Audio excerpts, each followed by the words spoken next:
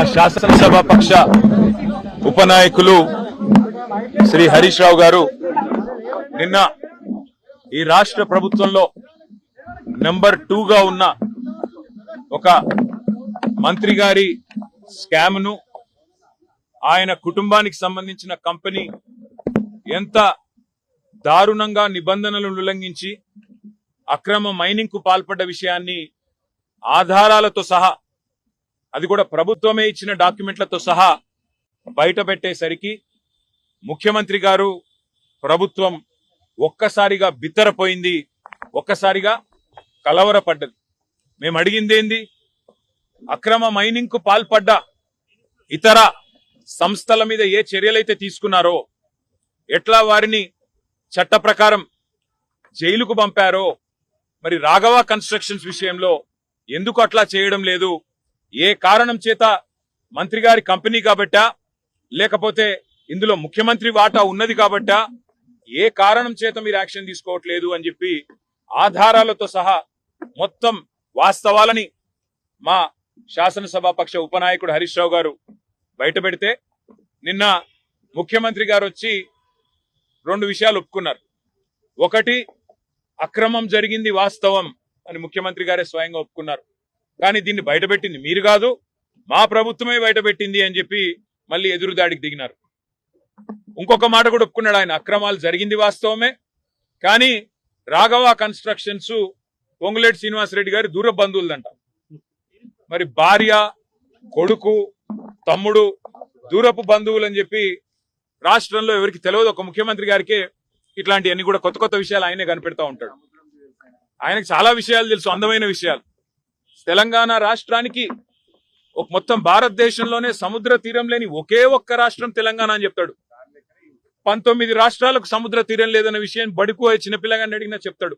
నిన్న ముఖ్యమంత్రి గారు చెప్పిన మాట ఎంత హాస్యాస్పదంగా ఉందంటే, సొంత భార్య, తన కొడుకు, తన తమ్ముడు, తన మరదలు, నిన్న మొన్నటిదాకా ఈయనే చైర్మన్ ఈ కంపెనీకి, 2020-22 దాకా ఈయనే చైర్మన్ ఈ మంత్రి గారు.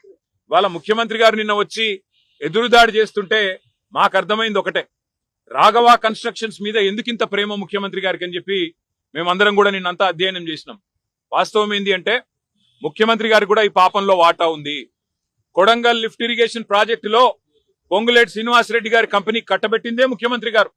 అట్లాగే ఇవాళ ఈ రాష్ట్రంలో 1 కోటి ఎకరాలు నిషేధిత జాబితాలో పెట్టి భూదందాలు, ల్యాండ్ స్కామ్లు ఇవన్నీ చేస్తున్న దానిలో ముఖ్యమంత్రి గారు, ఆయన అనుయాయులు, ఆయన చుట్టూ ఉండే దండుపాలెం బ్యాచ్ వాళ్ళ పాత్ర కూడా ఉంది. కాబట్టే పొంగులేటి శ్రీనివాసరెడ్డిని వెనకేసుకొచ్చి వాళ్ళ సభాసంగం వేయకుండా మరి ఇష్టం వచ్చినట్టు ఎదురుదాడి చేసే ప్రయత్నం ముఖ్యమంత్రి చేస్తా ఉన్నాడు.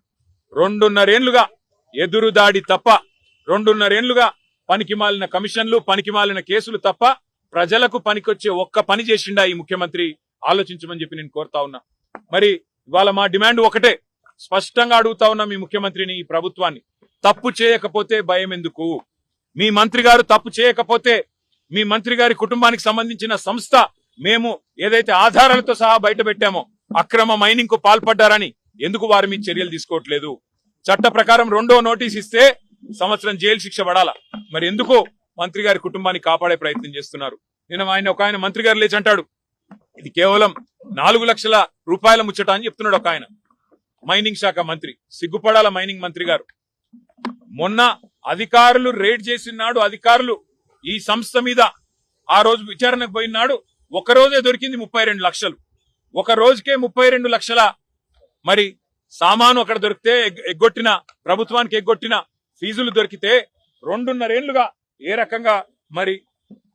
రకంగా అన్యాయం జరుగుతున్నదో, ఏ రకంగా ప్రభుత్వ సొమ్మును, ప్రజల సొమ్మును మంత్రి గారి సంస్థ కొల్లగొడుతున్నదో మీరు అంచనా వేయవచ్చు.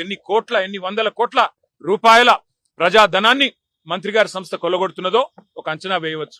అట్లాగే ఇది ఒకటే కాదు, ఇవాళ కోకాపేటలో భాగ్యలక్ష్మి మైనింగ్ అని మరో కంపెనీ, ఇది ముఖ్యమంత్రి గారి అత్యంత దగ్గరి బంధువు, ఆయనకు వరుసకు బామ్మర్దయ్యే రమేష్ రెడ్డి గారు అనే వ్యక్తిది భాగ్యలక్ష్మి మైనింగ్ కోకాపేట. మేము ఇవాళ ఈ ప్రభుత్వాన్ని నేరుగా అడుగుతా ఉన్నాం. మీరు అంటా ఉన్నారు మైనింగ్ రెవెన్యూ పెంచాము అని. మైనింగ్ రెవెన్యూ ఎట్లా పెరిగిందో మాకు తెలియదా, మీకు తెలియదా? మీరు అన్ని ఫీజులు పెంచారు. నిజానికి పెంచిన ఫీజుల ప్రకారం ఈ ప్రభుత్వానికి ఈ రోజు 1700 నుంచి 1800 కోట్ల ఆదాయం రావాలి. కానీ వస్తున్నది 900 కోట్లు. మరి మిగతా 900 కోట్లు ఎవరి జేబుల్లో పోతున్నాయి? రాఘవ కన్స్ట్రక్షన్ జేబులో పోతున్నాయా? భాగ్యలక్ష్మి మైనింగ్ రమేష్ రెడ్డి, కౌశిక్ రెడ్డి జేబులోకి పోతున్నాయా? లేదా ముఖ్యమంత్రి ఖాతాలోకి పోతున్నాయా? తేల్చాల్సిన అవసరం ఉంది. అందుకే మేము పట్టుబడతా ఉన్నాం. సభా సంఘం వేయండి. మంత్రి గారి పాత్ర ఏంది, ముఖ్యమంత్రి గారి పాత్ర ఏంది, అట్లాగే ప్రభుత్వంలోని ఇంకా ఇతరుల పాత్ర ఏంది, దండుపాలెం బ్యాచ్ పాత్ర ఏంది అన్ని బయటికి రావాలంటే గతంలో ఆనాడు డాక్టర్ వైఎస్ రాజశేఖర రెడ్డి గారు ఓబులాపురం మైనింగ్ కార్పొరేషన్ విషయంలో ఇట్లాగే ఆరోపణలు వస్తే ప్రతిపక్ష శాసనసభ్యుడు నాగం జనార్దన్ రెడ్డి గారి నాయకత్వంలో వారిని హౌస్ కమిటీ చైర్మన్ గా నియమించి మరి వారు ముందుకొచ్చారు పారదర్శకంగా. ఇవాళ నిజంగానే ఈ ప్రభుత్వం తప్పు చేయకపోతే, మీ మంత్రి తప్పు చేయకపోతే, మంత్రి కుటుంబం 100 కోట్ల అవినీతికి పాల్పడకపోతే ఎందుకు ప్రభుత్వం భయపడుతున్నది? ఎందుకు సభను వాయిదా వేసుకొని పారిపోయింది అని మేము అడుగుతా ఉన్నాం. తప్పకుండా ప్రధాన ప్రతిపక్షంగా వదిలిపెట్టం. ఈ పాపంలో, ఈ మంత్రి గారి స్కామ్ లో నిన్న భారతీయ జనతా పార్టీ సభ్యుల ప్రవర్తన కూడా మీరు చూశారు. వారు ఇవాళ ప్రతిపక్ష పార్టీ లాగా లేరు. భారతీయ జనతా పార్టీ వాళ్ళు మేము ఎన్ని రకాల స్కాములు బయటపెట్టి కేంద్ర ప్రభుత్వానికి చెప్పినా కేంద్రం స్పందించదు. నిన్న మైక్ ఇచ్చిన స్పీకర్ గారు బీజేపీ సభ్యులకి, వాళ్ళు కూడా మంత్రి గారి అక్రమాలకు వంత పాడుతూ ప్రభుత్వం ఆడినట్టల్లా ఇక్కడ బీజేపీ ఆడుతా ఉన్నది. ఇది కూడా రాష్ట్ర ప్రజలు గమనించాలని చెప్పి కూడా మేము కోరుతా ఉన్నాం. ఇక ఇంకొక విషయం కూడా మీకు చెప్పాలి. మంత్రి గారి విషయంలో ఖచ్చితంగా ఏ మంత్రి అయితే ఇల్లీగల్ మైనింగ్ కు పాల్పడ్డాడో, ఏ మంత్రి గారి కుటుంబం అయితే ఇల్లీగల్ మైనింగ్ కు పాల్పడ్డదో, ఏ మంత్రి గారి కుటుంబం అయితే ఇవాళ 1 కోటి ఎకరాల భూములను, పట్టా భూములను నిషేధిత జాబితాలో పెట్టి ఇవాళ ప్రజల సంపద కొల్లగొడతా ఉన్నారో, ఎవరైతే ఈ రోజు ప్రైవేటు భూముల్లో కూడా గూండాలను వేసుకుని వెళ్లి మరి కబ్జాలు పెట్టే ప్రయత్నం చేస్తా ఉన్నారో వదిలిపెట్టమనే మాట కూడా మేము హెచ్చరిస్తూ ఇంకొక విషయం కూడా చెప్పాలి. నిన్న ముఖ్యమంత్రి గారు ఎల్ఎన్టీ మెట్రో విషయంలో, హైదరాబాద్ మెట్రో విషయంలో ఒక స్టేట్మెంట్, ఒక తీర్మానం అని పెట్టారు. పెట్టి ఏకపక్షంగా మా అభిప్రాయాలు తీసుకోకుండా ఏకగ్రీవ తీర్మానం అని చెప్పి ఆయన డప్ప ఆయనే కొట్టుకొని వెళ్ళిపోయినాడు. వాస్తవం ఏంది? నిన్న స్టేట్మెంట్ ఎంత తప్పుల తడకగా ఉన్నది. ఆ స్టేట్మెంట్ లో రాస్తారు 22,000 కోట్ల మెట్రోని మేము 15,000 కోట్లకే కొన్నాం, చాలా గొప్ప పని చేసినామని చెప్పి ముఖ్యమంత్రి గారు సిగ్గు లేకుండా అబద్ధాలు చెప్తా ఉన్నారు. వాస్తవం ఏంది? 280 ఎకరాల ప్రభుత్వ భూమిని మెట్రోకి కేవలం ఆనాటి ప్రభుత్వం, రాజశేఖర రెడ్డి గారి ప్రభుత్వం లీజుకు మాత్రమే ఇచ్చింది. ఆ భూములు మనవే, ప్రభుత్వానికే, ప్రజల భూములవి. ఆ 280 ఎకరాలు వాళ్ళకి ఎల్ఎన్టీకి రాసివ్వలేదు, కేవలం లీజుకి ఇచ్చారు. లీజుకి ఇచ్చిన భూముల్లో ఎల్ఎన్టీ వాళ్ళు 18 కోట్ల స్క్వేర్ ఫీట్ల బిల్టప్ ఏరియా కట్టి దాని నుంచి వచ్చే ఆదాయంతో వారు సంపాదించుకోవాలా. తిరిగి ఆ భూముల్లో డెవలప్ చేసిన 18 కోట్ల చదరపు అడుగుల భవనాలతో సహా తిరిగి రాష్ట్రానికి అప్పచెప్పి పోవాలి. ఇది అగ్రిమెంట్. కానీ నిన్న ముఖ్యమంత్రి ఏమంటాడు? 22,000 కోట్ల ఆస్తిని మేము 15,000 కోట్లకే కొన్నాం, 7,000 కోట్లు మిగిలిచ్చినాం అంటుంది. ఇది ఎట్లుందంటే మీ భూమిని, మీ ఇల్లును మళ్ళీ మీరే తిరిగి కొనుక్కున్నట్టుంది. అంటే ఎంత సిగ్గు లేకుండా అబద్ధాలు చెప్తున్నాడు ముఖ్యమంత్రి అంటే.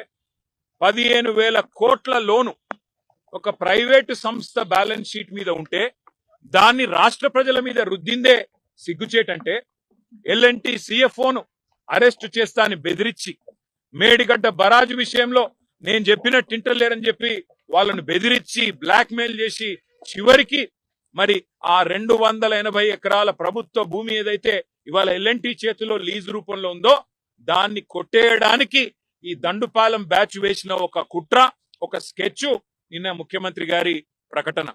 ఎల్ఎన్టీ భూములు కావవి, అవి ప్రభుత్వ భూములే, అది ప్రజల సంపదనే. కానీ ఇవాళ ప్రైవేటు సంస్థ నెత్తి మీద ఉన్న అప్పును ప్రభుత్వం నెత్తి మీద, ప్రజల నెత్తి మీద 15,000 కోట్ల అప్పు ఎందుకు రుద్దుతున్నాడో ముఖ్యమంత్రి సమాధానం చెప్పాలి. ఆ 280 ఎకరాల భూమి ఏదైతే ప్రజల సొత్తు ఉన్నదో దాన్ని ఏ రకంగా రేపటి రోజున మీరు వినియోగించబోతా ఉన్నారో సమాధానం చెప్పి తీరాలి. వాటిని అమ్ముతారా? నీ అనుయాయులకు కట్టబెడతావా? మరి ఇంకెవరికైనా లీజుకి ఇస్తావా? నీ దండుపాలెం బ్యాచ్ కు పుట్నాలు బఠాన్లు లెక్క పంచిస్తావా అనే అనుమానాలు ఇవాళ హైదరాబాద్ ప్రజల్లో బలంగా ఉన్నాయి. నేను ఒక్క మాట సూటిగా రేవంత్ రెడ్డిని అడుగుతా ఉన్నా. కేంద్ర ప్రభుత్వం ఒప్పుకోలేదు ఎల్ఎన్టీ చేతిలో ఉంటే, అందుకే ఎల్ఎన్టీని తీసుకోవాల్సి వచ్చింది అంటున్నావు. మరి ఇదే కేంద్ర ప్రభుత్వం, ఆనాడు కూడా ఇదే బీజేపీ ప్రభుత్వం ఉంది. మేము హైదరాబాద్ రాయదుర్గం నుండి ఎయిర్పోర్ట్ కు 32 కిలోమీటర్లు హైదరాబాద్ మెట్రోని పొడిగించాలని చెప్పి టెండర్ చేశాం. పూర్తిగా పనులు కూడా ప్రారంభించి శంకుస్థాపన కూడా చేసినాం. ఆ రోజు కేంద్ర ప్రభుత్వం ఏమి అభ్యంతరం చెప్పలేదే. ఆ రోజు మున్సిపల్ మంత్రిగా నేనే ఉన్నా. మరి మాకు చెప్పిన అభ్యంతరం నీకెందుకు చెప్తున్నది? ఏమైనా కాయిదాలు ఉన్నాయా? ఎల్ఎన్టీ ఒప్పుకోకపోతే మేము ఫండింగ్ చేయమనే కాయిదాలు ఉన్నాయా?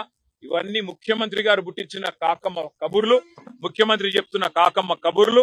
ఆ రోజు హైదరాబాద్ ఎయిర్పోర్ట్ మెట్రోకి మేము కూడా ఆనాడు ఎల్ఎన్టీ చేతిలో ఉన్న రాయదుర్గం నుంచి ఎయిర్పోర్ట్ కి ప్రతిపాదించాం. మీరు రాగానే దాన్ని రద్దు చేసినారు. మరి ఆ రోజు కేంద్ర ప్రభుత్వం అభ్యంతరం చెప్పకపోతే ఈ రోజు ఎందుకు చెప్తుంది? ఇదంతా ముఖ్యమంత్రి గారు అల్లిన ఒక కాకమ్మ కథ. ఖచ్చితంగా 280 ఎకరాలు కొట్టేయడానికి వేసిన ఒక స్కెచ్. ఈ భూదందాకు భూమాఫియాకి ముఖ్యమంత్రి గారే దండుపాలెం ముఠాకు నాయకుడిగా మారి వాళ్ళ ఎల్ఎన్టీ సిఎఫ్ఓను జైల్లో ఇస్తాను బెదిరించి మేడిగడ్డ బరాజ్ విషయంలో కూడా ఆయన చెప్పినట్టు ఇంటలేరనే ఒక కోపంతో చివరికి వాళ్ళ మెడ మీద కత్తి పెట్టి ఆ 280 ఎకరాలను లాక్కునే కుట్ర తప్ప ఇంకొకటి కానే కాదు. ఇందులో హైదరాబాద్ ప్రజల ప్రయోజనాలు లేవు, మెట్రో ప్రయోజనాలు లేవు. 22,000 కోట్ల ఆస్తి, అది ఎన్నటికైనా హైదరాబాద్ ప్రజల ఆస్తి, తెలంగాణ ప్రజల ఆస్తి. దాన్ని తిరిగి మనమే కొనుక్కోవడం ఏదైతే ఉందో ఇది ఉల్టా మన భూమికి, మన హక్కుకి, మన ప్రాపర్టీకి మనమే పైసలు పెట్టి తిరిగి కొనుక్కోవడం ఏదైతే ఉందో ఇది ఖచ్చితంగా పెద్ద కుంభకోణం తప్ప మరొకటి కానే కాదు. నిజంగానే ఈ విషయంలో చిత్తశుద్ధి ఉంటే ఒక సిట్టింగ్ హైకోర్టు జడ్జితో వెంటనే విచారణకు ఆదేశించాలని చెప్పి కూడా మా పార్టీ తరఫున మేము ప్రభుత్వాన్ని డిమాండ్ చేస్తా ఉన్నాం. ఇవాళ మంత్రి గారిని బర్తరఫ్ చేయాలి అనే డిమాండ్ తో మేము హౌస్ లో కూడా పోతా ఉన్నాం. ప్రభుత్వం వినకపోతే గవర్నర్ గారిని కలుస్తాం, కలిసి గవర్నర్ గారిని కూడా కోరుతాం ఈ మంత్రి గారిని వెంటనే బర్తరఫ్ చేయాలని. ప్రభుత్వం దిగి వస్తుందా రాదా చూడాలి. మరి లేని పక్షంలో తప్పకుండా క్షేత్రానికి కూడా పోయి ఈ సమస్యను ప్రజల దృష్టికి కూడా విస్తృతంగా తీసుకొని పోతామని చెప్పి కూడా మీకు తెలియజేస్తా ఉన్నాం. Thank you. We welcome all enquiries. 2.5 ఏళ్ళుగా చేసిందేం లేదు ఎంక్వైరీల